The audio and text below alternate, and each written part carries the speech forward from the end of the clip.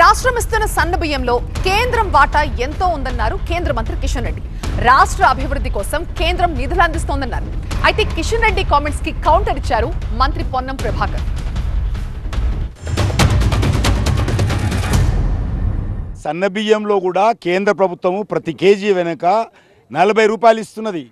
అది ఎప్పుడైనా ఈరోజు నేను ఛాలెంజ్ చేస్తా ఉన్నాను రేవంత్ రెడ్డికి. ఆయన ఇచ్చేటువంటి సన్న బియ్యంలో నరేంద్ర మోడీ గారి ప్రభుత్వము 40 రూపాయల కేజీకి ఇస్తుందా లేదా? కాబట్టి ఏది వస్తే అది మాట్లాడితే ఎట్లా?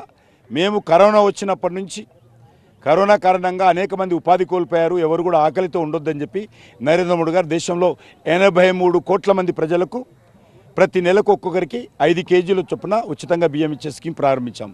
అది ఇంకా కొనసాగుతుంది. అయినా మేము పన్ను కడతలేమా? ఇస్తున్న వరకు బిచ్చగాళ్ళకి ఇస్తున్నట్టు మాట్లాడతారు.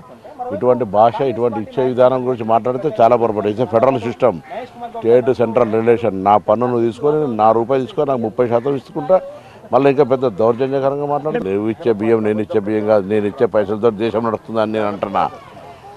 అట్లా మాట్లాడితే కాదు. ఇది ఫెడరల్ సిస్టంలో రాజ్యాంగంలో ఉన్న స్ఫూర్తిది. నీ బాధ్యత. మేమేం బయట దేశం కాదు, ఈ దేశంలో అంతర్భాగం. ప్లస్ మా పన్నులు మీకు కడుతున్నాం. 2 సన్న బియ్యం దేశంలో ఏ రాష్ట్రంలో ఇస్తారో చెప్పు. బీజేపీ ఉన్న ప్రాంతంలో